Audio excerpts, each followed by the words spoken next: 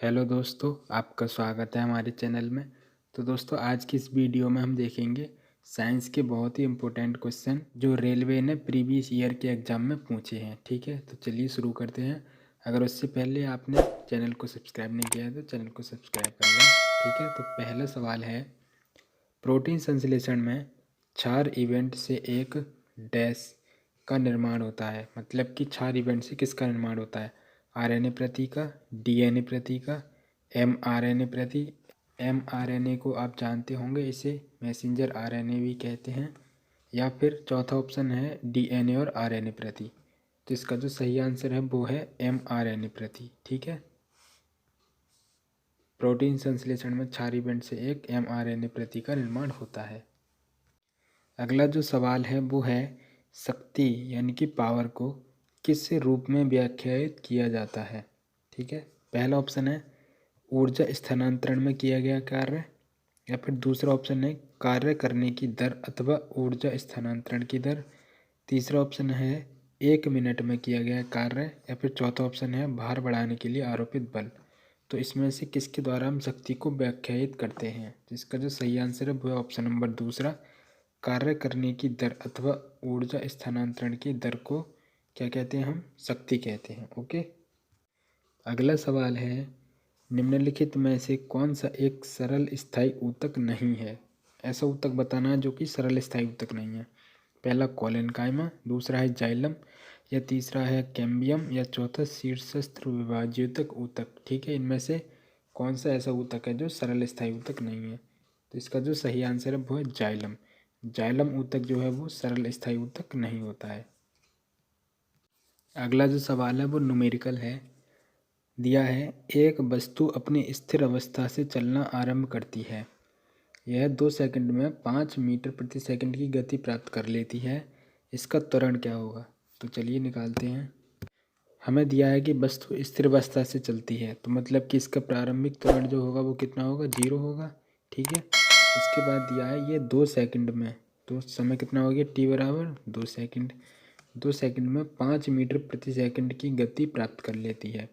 तो इसका अंतिम वेग कितना हो गया? बी बराबर 5 मीटर प्रति सेकंड। ठीक है, तो हमें निकालना क्या है? इसका त्वरण निकालना है। अब त्वरण का फॉर्मूला क्या होता है? वेग परिवर्तन की दर को त्वरण कहते हैं। तो यानी कि B minus U upon T, ये क्या होता है? त्वरण होता है, ए बराबर। ठीक है, तो बी का मान कितना है? बी का मान रख देंगे 5, और यू कितना है हमारा? 0 है, बटे में टी आ जाएगा। टी का कितना मान दे रखा है? टी बराबर दे रखा है 2 सेकंड। ठीक है, अब ये 0 चला जाएगा, 5/2 बचेगा, तो 5/2 का मतलब कितना होता है? 2.5, यानी कि इसका जो त्वरण आएगा वो आएगा 2.5। तो चलिए देख लेते हैं इसका सही आंसर क्या है। इसका सही आंसर है 2.5, ये दे रखा है। ठीक है, चलिए आगे बढ़ते हैं। अगला सवाल है, जब एक धातु पानी के साथ अभिक्रिया करती है तो कौन सी गैस निकलती है? अब देखिए, हम धातु को पानी के साथ अभिक्रिया करा रहे हैं। पहला ऑप्शन है ऑक्सीजन, दूसरा नाइट्रोजन, तीसरा क्लोरीन, या फिर चौथा हाइड्रोजन। देखिए, जब हम धातु को पानी के साथ अभिक्रिया करा रहे हैं तो मतलब कि पानी मतलब H2O, तो या तो हाइड्रोजन गैस निकलेगी या फिर ऑक्सीजन गैस निकलेगी। ऑक्सीजन निकल नहीं सकती, तो कौन सा ऑप्शन बचा? हाइड्रोजन, क्योंकि नाइट्रोजन और क्लोरीन हो नहीं सकता। तो इसका सही आंसर कौन सा हो जाएगा? हाइड्रोजन हो जाएगा। ठीक है, सही ऑप्शन है हाइड्रोजन, इसे रेलवे ने भी सही माना है। अगला सवाल है, विसरण के बारे में निम्नलिखित में से क्या सही नहीं है?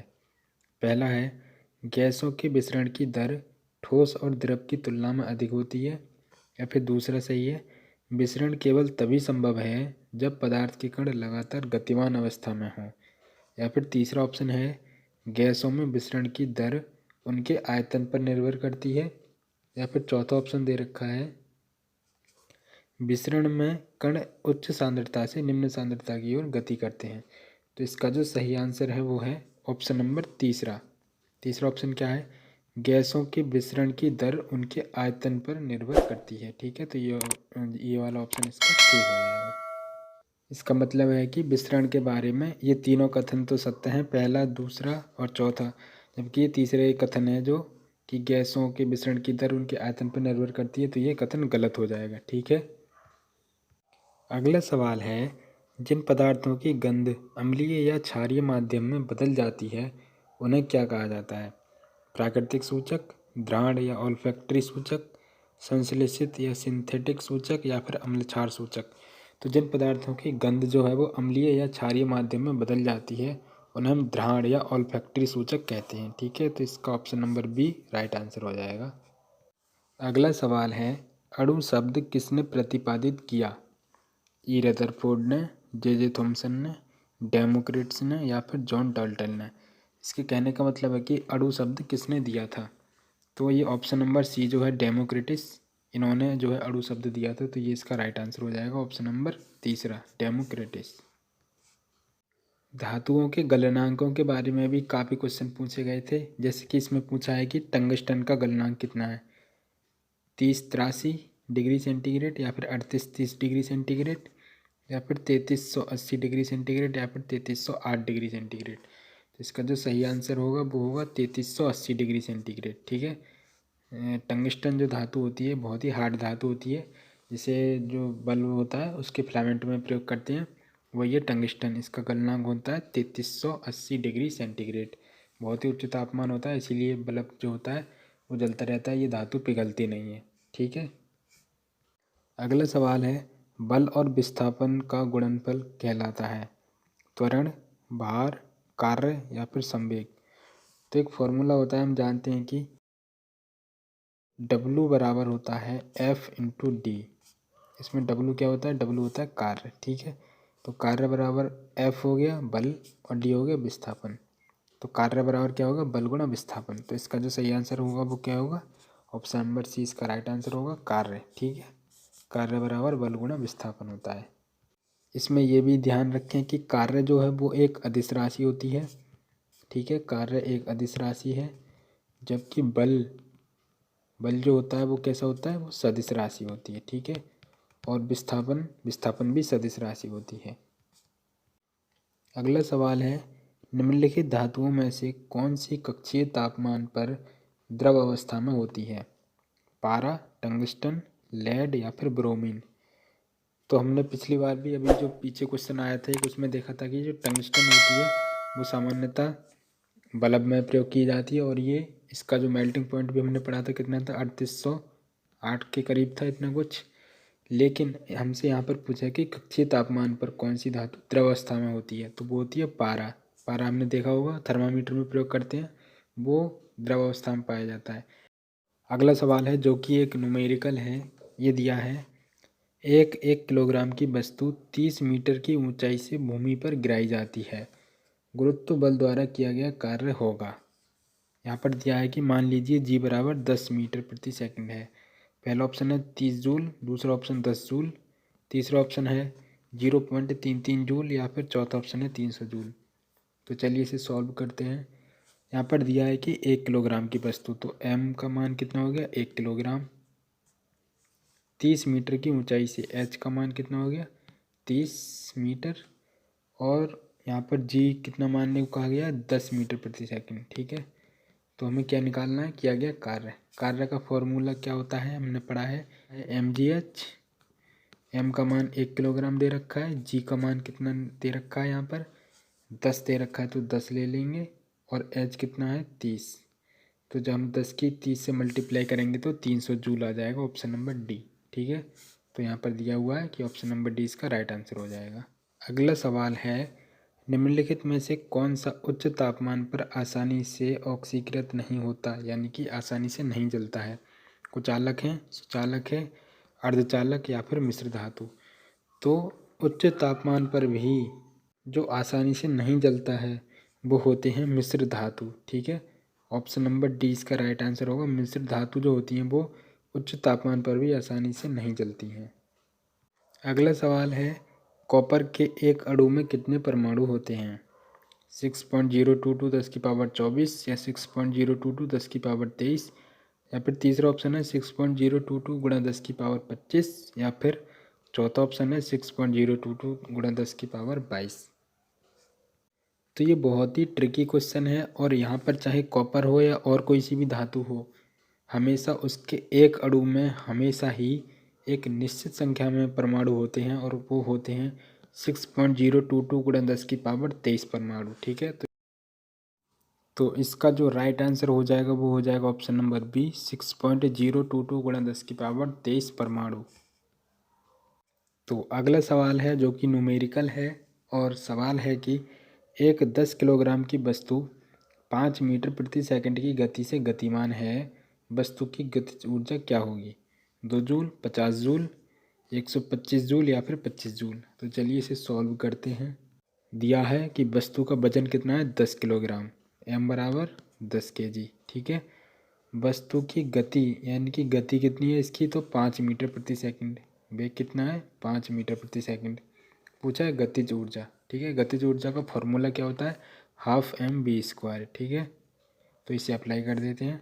1/2 गुणा एम का मान है 10 और बी स्क्वायर यानी कि 5 का स्क्वायर कितना होता है, 25 होता है। ठीक है, 2 से 10 को काटेंगे कितनी बार जाएगा, 5 बार जाएगा।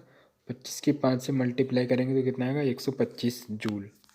इसका मात्रा क्या होता है, ऊर्जा का जूल होता है। तो ऑप्शन नंबर सी इसका राइट आंसर हो जाएगा। ये दे रखा है, ऑप्शन नंबर सी इसका राइट आंसर है। अगला सवाल है, आवर्त सारणी से सवाल दिया गया है, क्योंकि पिछली बार भी आवर्त सारणी से भर भर के क्वेश्चन आए थे और इस बार भी उम्मीद है कि आवर्त सारणी से बहुत सारे क्वेश्चन पूछे जाएंगे। तो ये टॉपिक आप क्लियर कर लेना अपना। तो यहाँ से सवाल पूछा गया है, निम्नलिखित में से कौन सा तत्व मेंडलीव की आवर्त सारणी में एक निश्चित स्थान नहीं पा सका? ऑप्शन दिए हैं।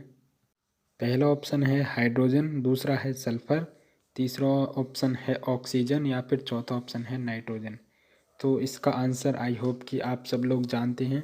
इसका जो आंसर है वो है हाइड्रोजन, क्योंकि हाइड्रोजन को आवर्त सारणी में जो है किसकी संज्ञा दी गई है, आवर्त तत्व की संज्ञा दी गई है, क्योंकि ये अपना स्थान निश्चित नहीं कर पाया है। ठीक है, तो इसका जो राइट आंसर होगा वो होगा हाइड्रोजन। तो चलिए आगे बढ़ते हैं। अगला सवाल है, निम्नलिखित में से कौन सा प्रकाश संश्लेषण के लिए आवश्यक नहीं है? इनमें से कौन सा प्रकाश संश्लेषण के लिए आवश्यक नहीं है? ऑक्सीजन, क्लोरोफिल, सूर्य का प्रकाश या फिर कार्बन डाइऑक्साइड। तो इसका जो सही आंसर है वो है ऑक्सीजन, क्योंकि ऑक्सीजन हमारे लिए ज़रूरी है, ना कि पेड़ पौधों के लिए। ठीक है, तो इसका जो राइट आंसर होगा वो होगा ऑप्शन नंबर पहला, ऑक्सीजन।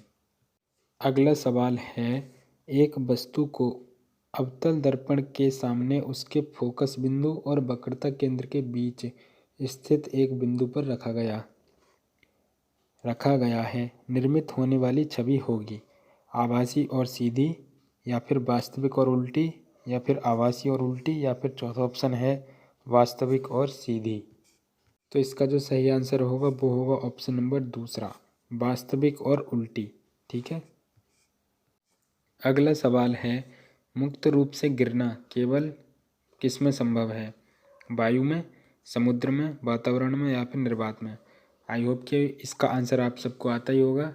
हम मुक्त रूप से केवल निर्वात में ही गिर सकते हैं। ठीक है, ऑप्शन नंबर डी इसका राइट आंसर होगा। कोई भी वस्तु निर्वात में ही केवल मुक्त रूप से गिर सकती है। अगला जो सवाल है वो साइंस का भी है और रीजनिंग का भी हम मान सकते हैं एक तरह से। इसमें पूछा है कि विषम की पहचान करें। फूल होगा, खरपतवार होगा, पत्ते होंगे या फिर तना, इसमें से कौन सा अलग है जो कि विषम है? तो इसमें खरपतवार जो है वो सबसे अलग है, क्योंकि फूल, पत्ते, तना ये सब पेड़ के भाग हैं।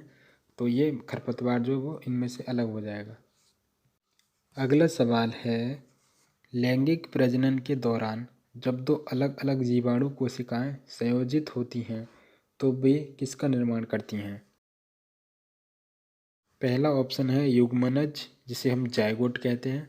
अगला ऑप्शन है कली, या फिर तीसरा ऑप्शन है फल, या फिर चौथा ऑप्शन है बीजाणु। तो लैंगिक प्रजनन के दौरान जब दो अलग अलग जीवाणु कोशिकाएं संयोजित होती हैं तो वे युग्मनज यानी कि जायगोट का निर्माण करती हैं। ऑप्शन नंबर पहला इसका राइट आंसर हो जाएगा। अगला जो सवाल है वो फिर से आवर्त सारणी से है।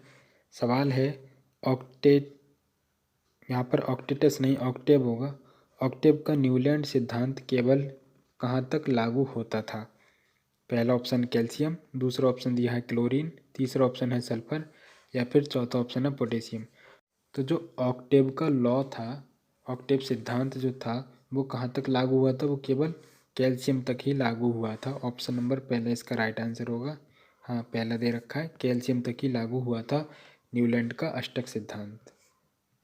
तो चलिए दोस्तों, हमने आज की इस वीडियो में साइंस के सारे क्वेश्चन सॉल्व कर लिए हैं और हमने साइंस के अलावा रीजनिंग, मैथ और जीके के क्वेश्चन को भी सॉल्व किया है। ऐसी और भी वीडियो देखने के लिए चैनल को सब्सक्राइब कर देना और बेल आइकन को भी प्रेस कर देना।